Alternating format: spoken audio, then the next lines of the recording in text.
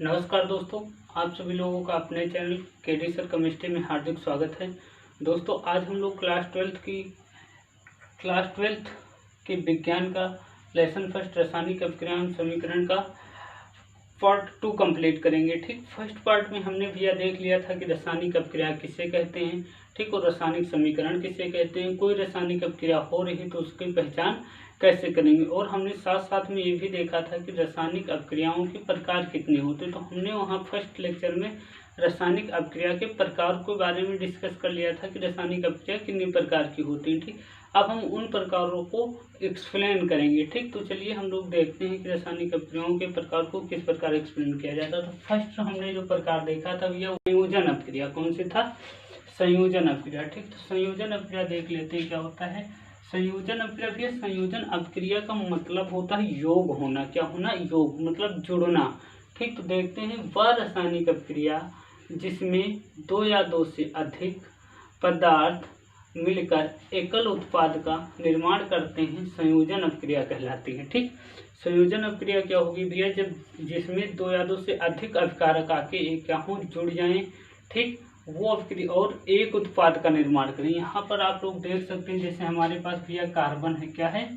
Carbon है। ठीक, carbon है और क्या है? ऑक्सीजन है। यहाँ पे आपने देखा दो विकारक है। क्या है? दो विकारक है। ठीक, कार्बन और साथ में ऑक्सीजन। यहाँ पे जो उत्पाद बन रहा भैया वो कार्बन डाइऑक्साइड है। क्या है? कार्बन डाइऑक्साइड है ये, लेकिन बेटा क्या है? सिंगल है, एकल है ना, डाइऑक्साइड। ठीक, क्या है? डाइऑक्साइड। यहाँ पे दो अभिकारक मिल रहे हैं और उत्पाद को कितने बना रहे हैं? एक। ठीक, तो जब दो अभिकारक मिलेंगे और एक उत्पाद का निर्माण होगा तो उस प्रकार की अभिक्रिया को हम लोग बोलेंगे संयोजन अभिक्रिया, या क्या कहेंगे? संयोजन अभिक्रिया। बात समझ में आ गई ना आप लोगों को? अब हम लोग देखेंगे दूसरी अभिक्रिया भैया वियोजन अभिक्रिया। कौन सी अभिक्रिया? वियोजन अभिक्रिया।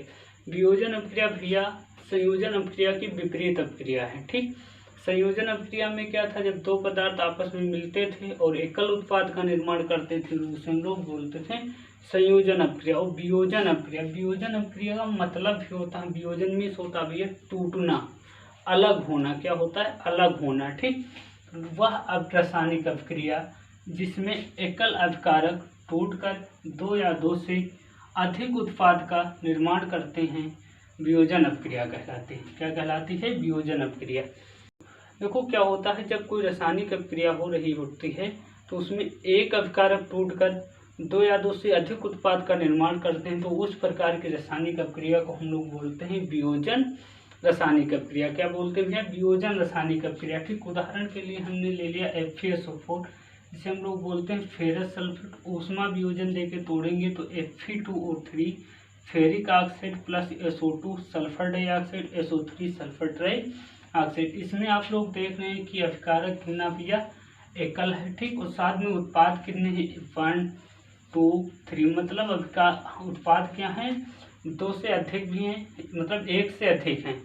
ठीक, 1 2 3 और दो से भी अधिक है। तो इस प्रकार की अभिक्रिया को हम लोग बोलेंगे वियोजन रासायनिक अभिक्रियाएं। ठीक, वियोजन और रासायनिक अभिक्रियाएं भैया 3 प्रकार की होती हैं। कितने प्रकार की होती है? 3 प्रकार की। कौन कौन सी? ऊष्मीय वियोजन, विद्युत वियोजन और प्रकाश वियोजन। ठीक, कुछ रासायनिक अभिक्रियाएं ऐसी जो ऊष्मा के द्वारा वियोजित होती हैं, कुछ रासायनिक अभिक्रियाएं हैं जो विद्युत के द्वारा टूटती, कुछ रासायनिक अभिक्रियाएं हैं जो प्रकाश के द्वारा वियोजित होती। तो सबसे हम लोग रासायनिक अभिक्रिया के प्रकार पढ़ने से पहले सबसे पहले हम लोग देख लेते हैं ऊष्मीय वियोजन अभिक्रिया किसे कहते हैं, विद्युत वियोजन अभिक्रिया किसे कहते हैं और प्रकाश वियोजन अभिक्रियाएं किसे कहते हैं। अब हम लोग देख लेते हैं कि जो वियोजन अभिक्रिया है उनको प्रकार को। तो फर्स्ट प्रकार भैया क्या था? ऊष्मीय वियोजन अभिक्रिया। ठीक, देखते हैं ऊष्मीय वियोजन अभिक्रिया किसे कहते हैं। वह रासायनिक अभिक्रिया जिसमें अभिकारक को ऊष्मा देकर वियोजित किया जाता है ऊष्मीय वियोजन अभिक्रिया कहलाती है। ठीक बेटा, जब कोई रासायनिक अभिक्रिया होती है उसे हम लोग क्या करते हैं? ऊष्मा देकर वियोजित करते हैं। ऊष्मा देकर तोड़े तो वो अभिक्रिया क्या कहलाएगी? ऊष्मीय वियोजित अभिक्रिया। जैसे यहाँ पे हमने क्या लिया? CaCO3 मतलब कैल्शियम कार्बोनेट लिया और किससे वियोजित कर दिया? ऊष्मा देकर वियोजित किया, तो ये कैल्शियम ऑक्साइड और CO2 कार्बन डाइऑक्साइड में टूट गई। तो इस प्रकार की अभिक्रिया को हम लोग बोलेंगे ऊष्मीय वियोजन अभिक्रिया। ठीक, अब हम दूसरी रिएक्शन देखते हैं। अब हम लोग देखते हैं विद्युत वियोजन अपक्रिया। विद्युत वियोजन अपक्रिया वह रासायनिक अपक्रिया जिसमें अभिकारक को विद्युत देकर वियोजित किया जाता है, विद्युत वियोजन अपक्रिया कहलाती है। बेटा जो रासायनिक अपक्रियाओं को हम लोग क्या करते हैं, विद्युत धारा के द्वारा वियोजित करते हैं, तो उस प्रकार की अपक्रिया को हम लोग बोलते हैं विद्युत वियोजन अपक्रिया। ठीक, जैसे हमारे पास क्या दिया है, KCl है। क्या है, KCl को हम लोग विद्युत धारा के द्वारा तोड़ेंगे तो 2K और प्लस का Cl2 में कन्वर्ट हो जाएगा। तो इस प्रकार की अपक्रिया को हम लोग बोलेंगे विद्युत वियोजन अपक्रिया। ठीक, तीसरी अपक्रिया है हमारे पास प्रकाश वियोजन अपक्रिया। कौन सी है, प्रकाश वियोजन अपक्रिया। प्रकाश वियोजन अपक्रिया देख लेते हैं। जब वियोजन अपक्रिया सूर्य के प्रकाश द्वारा होती है। ठीक, जब कोई रासायनिक वियोजन अपक्रिया सूर्य के प्रकाश के द्वारा होती है तब वह अपक्रिया प्रकाश वियोजन अपक्रिया कहलाती। क्या कहलाती है, प्रकाश वियोजन अपक्रिया कहलाती है। ठीक, जैसे AgCl है। क्या है, AgCl, इसको हम लोग क्या करें, प्रकाश वियोजन के द्वारा तोड़ें तो 2Ag प्लस का Cl2 में टूट जाए। ठीक, 2Ag और Cl2 में टूट जाए तो उस प्रकार की अपक्रिया को हम लोग बोलेंगे प्रकाश वियोजन अपक्रिया। ओके, आप लोगों को ये तीनों वियोजन अपक्रिया के तीनों पार्ट समझ में आ गए होंगे। अब हम लोग नेक्स्ट अपक्रिया के बारे में देखते हैं। ठीक, तो नेक्स्ट अपक्रिया होगी हमारी भैया विस्थापन अपक्रिया। कौन सी अपक्रिया होगी, विस्थापन अपक्रिया। ओके दोस्तों, अब हम लोग देखते हैं विस्थापन अपक्रिया। ठीक, तो विस्थापन अपक्रिया किसे कहते हैं ये देखते हैं। तो विस्थापन अपक्रिया, इस अपक्रिया में अधिक क्रियाशील तत्व कम क्रियाशील तत्व को उसके यौगिक से विस्थापित कर देता है। विस्थापन अपक्रिया में क्या होता है कि इसमें एक जब अधिक क्रियाशील धातु होगी वो क्या करेगी, कम क्रियाशील वाले तत्व को उसके यौगिक से क्या करेगी, विस्थापित कर देगी। तो उस प्रकार की अपक्रिया को हम लोग बोलेंगे भैया विस्थापन अपक्रिया। जैसे हमारे पास यहाँ पर Fe है। क्या है, Fe है। ठीक, और यहाँ पे क्या दिया गया, CuSO4। तो Fe क्या है, कॉपर से अधिक क्रियाशील धातु है। ठीक, क्योंकि वैद्युत रासायनिक श्रेणी में का जो Fe का स्थान है वो क्या है, कॉपर से ऊपर है, इसलिए Fe क्या है, कॉपर से अधिक क्रियाशील है, इसलिए Fe क्या करेगा, कॉपर को यहाँ से विस्थापित कर देगा।